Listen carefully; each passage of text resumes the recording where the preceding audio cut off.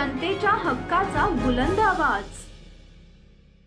गेल्या काही महिने म्हणण्यापेक्षा अगदी काही वर्षांपासून म्हणजे गेल्या 10 वर्षांपैकी 7.5 वर्ष झालं सन्माननीय देवेंद्रजी फडणवीस साहेब हे गृहमंत्री पदाचा कार्यकाळ सांभाळत आहेत आणि नेमका या काळामध्ये कायदा सुव्यवस्थेचा प्रचंड बोजवारा उडाला आहे।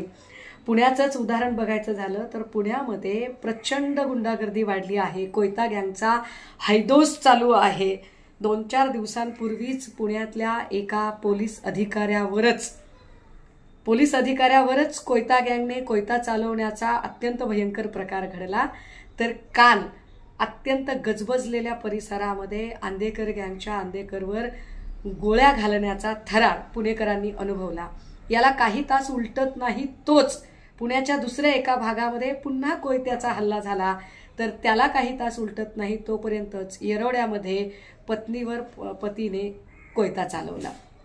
या एकूण सगळ्या घटना बघता म्हणजे अगदी या 7.5 वर्षामध्ये गँगवॉर तर वाढत चाललाच, परंतु महिला असुरक्षित आहेत। महिलांचा एकूण जर सगळा सुरक्षेचा प्रश्न बघितला तर वसई असेल, विरार असेल, पनवेल असेल, उरण असेल, भायखळा असेल, या ठिकाणच्या निर्घुण हत्या असतील किंवा लहान लहान बाळांचं लैंगिक शोषण असेल किंवा अगदी कराड साताऱ्यातल्या वृद्धाश्रमातला स्कॅन्डल असेल, हे सगळे प्रकार किंवा अगदीच म्हणजे मुंबईमध्ये तर कल्याणमध्ये चक्क पोलीस स्टेशनमध्येच गोळीबाराचं प्रकरण, ही सगळी प्रकरणं बघता एक गोष्ट सातत्याने अधोरेखित करावी लागते की गृहमंत्री म्हणून देवेंद्र फडणवीस साहेब अपयशी ठरतायत का?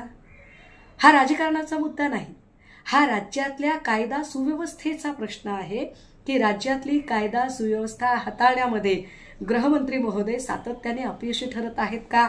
आंदोलनांवर तर न बोललेलं बरं, कारण जेव्हा कधी आंदोलनं केली जातात आणि नागरिक आपल्या न्याय हक्कांसाठी पुढे येतात त्यावेळेला ती आंदोलनं हाताळण्यापेक्षा ते चिरडून टाकण्याकडेच जास्तीत जास्त भर दिसतोय। सन्मान्य गृहमंत्री महोदय, आपल्याला झेपत नसेल तर आपण राजीनामा का देत नाही?